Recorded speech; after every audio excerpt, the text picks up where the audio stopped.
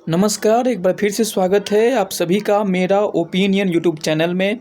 और आज के इस वीडियो में हम लोग चर्चा करेंगे कि अगर आप भी किसी केस को लेकर के परेशान हैं, आपके मन में भी इस बात का आशंका है कि किस प्रकार के केस को एफआईआर अगर दर्ज हो गया है पुलिस स्टेशन में तो क्या हम वापस ले सकते हैं।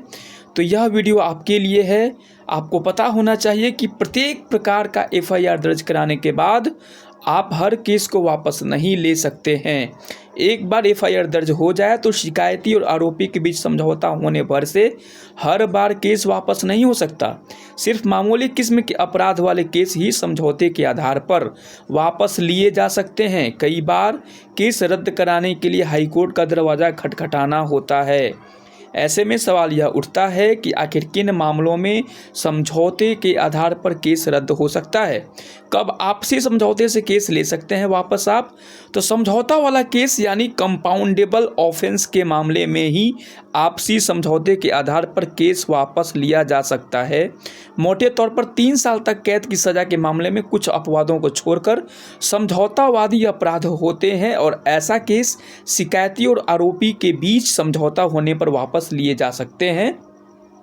लेकिन जब केस वापसी में हाईकोर्ट की मंजूरी कब हो जाएगी, तो गैर समझौतावादी अर्थात नॉन कंपाउंडेबल ऑफेंस समझौते के आधार पर वापस नहीं लिया जा सकता है। यानी शिकायती की रजामंदी भी हो तो समझौते के आधार पर भी अपनी मर्जी से केस वापस नहीं लिया जा सकता है।